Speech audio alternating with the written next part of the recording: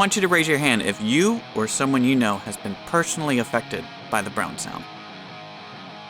Those guitar tones we call the Brown Sound has inspired thousands of people to start playing the electric guitar. But those specific guitar tones have been very difficult to recreate. We're talking modded amplifiers, changing the voltage going to the amp, speakers, cabs, rooms, the whole signal chain going from the guitar to the amp through all those pedals, whether those pedals were on or not. Every little detail has an effect on that guitar tone. So what we're going to look at is some of the most accurate recreations and captures of those guitar tones. The tones we're going to be checking out are from the Brown Sound 82-84 ToneX Signature Collection. This is the third installment of this project. It started with the 78-79, moved on to the 80-81, and the final set is the 82-84. These tone models are about as close as we can get to those tones on the famous 1982 and 1984 albums. So whether you want to use them in your DAW with the ToneX or Amplitude software, or use the ToneX standalone plugin, or load them into the ToneX or ToneX One pedal, these models are available to you. So coming up, we'll talk a little bit about the creation of these models. I'll take you through some of the models on the ToneX software, I'll give you some sound samples, and I'll give you my overall thoughts and opinions about this collection. So if you're ready,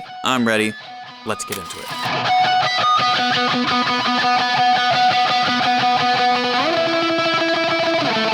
These collections have been a huge project between IK Multimedia and Jim Gelsted. Jim was inspired by these tones to start playing the guitar, and he's been chasing that Brown Sound since the late 70s. If you want to learn more about Jim's philosophy and the process of this whole project, I'll put a link in the description because I can't do it justice. Hear it all from the man himself. He goes into great detail. It is really cool stuff. I encourage you to go check that out. But when we talk about guitar tones on albums, we have to take into consideration a lot more than just the guitar and the amp. You have to consider the mics and the preamps. You have to consider the room the guitar amps were recorded in. There's a lot of speculations and theories about what kind of rooms were used in the recording of the 82 and 84 albums. That's a whole rabbit hole into itself. And these albums were recorded on tape machines. You have to consider that too. And these tones started with modded Marshall amps. So you kind of have to know which mods were used. You also have to consider the voltage that the amps were running at, because that changed quite a lot and affected the character of the amp. And specifically with the 82 and the 84 albums, there aren't a lot of notes or facts about how those albums were made. A lot of it is speculation and experimentation. Jim and IK Multimedia already did the hard work, so we don't have to. All we have to do is appreciate the hard work,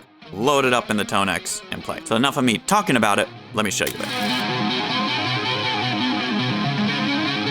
This is a closer look at the 82-84 collection. Right now I'm running the ToneX plugin in Reaper, but this collection can be used across the whole ToneX ecosystem, the ToneX pedal, the ToneX One, the standalone ToneX plugin, ToneX in Amplitude 5, so whether you're recording or playing live or just playing on your own, these tones are available wherever you need them. So here are all the different presets we're looking at right now. There's a whole bunch of them. I'm not going to get through all of them, but as you click through, you'll notice a bunch of things change up top. The voltage will change, the amp will change. You have a whole bunch of different cab options as well. You can change the mics, you can adjust the mic placement, you can change the cabs, you can roll with the presets or just make your own. There's a lot of flexibility in here. I'm going to turn the noise gate on, turn the threshold up. That's better for me talking. You also have a compressor option if you want. In your modulation section, you have chorus, tremolo, phaser, flanger, and rotary, which are always fun. You can make it pre or post fade, and you could also have everything sync to the tempo of your project, or you go on your own. You have a couple different delays too. You have digital and tape. You can switch between normal and ping pong. Again, here you can sync to the tempo of your project and make it pre or post. And you also have some reverb options too. Spring 1, 2, 3, spring 4 different spring reverbs, and then room and plate. Then you have some advanced EQ options on the back end. That's almost too many options. I'm just gonna roll with the presets for now because otherwise I'll be here all day messing with things. Turn the noise gate off. I'm using a very budget-friendly S-style guitar, so your guitar will probably sound better than this. First preset is just one of the 84 presets. And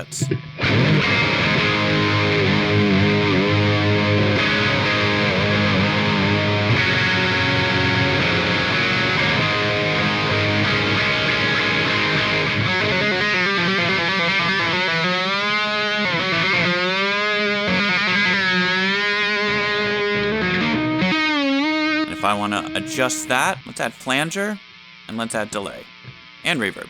Let's go all out.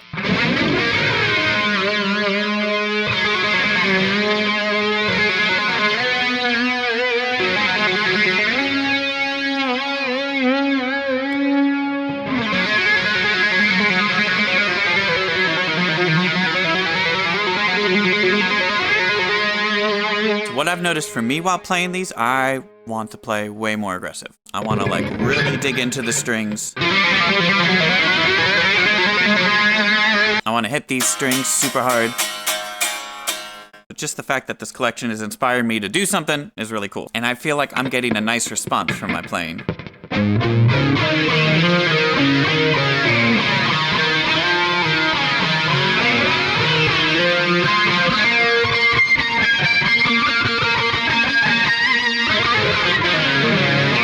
actually broke a string on a different guitar earlier from playing it so aggressive. So great for fun, bad for guitar strings. So let's just go to another preset. Let's pick a random one. Here's another 84.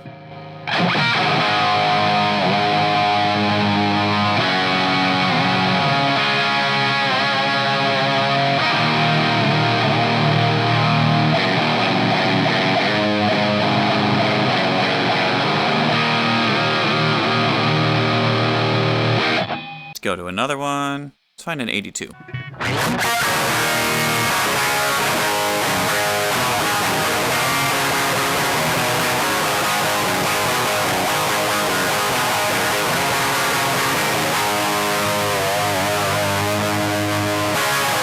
That one is a lot less polished, bit hairier, as they would say. There's another 82.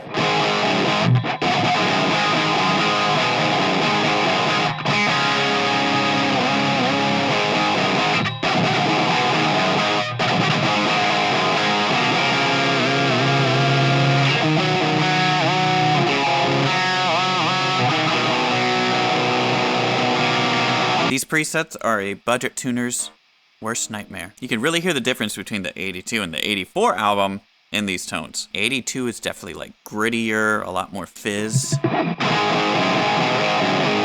if we go to an 84 preset, it sounds a bit more polished.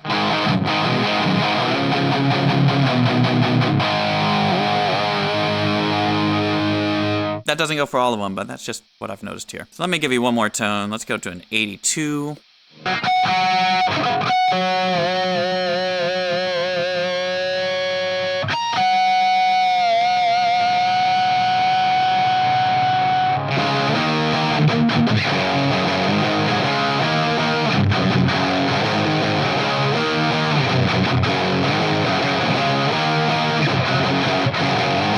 Really has been a while since a guitar tone has inspired me to play differently, and this collection just does it for me.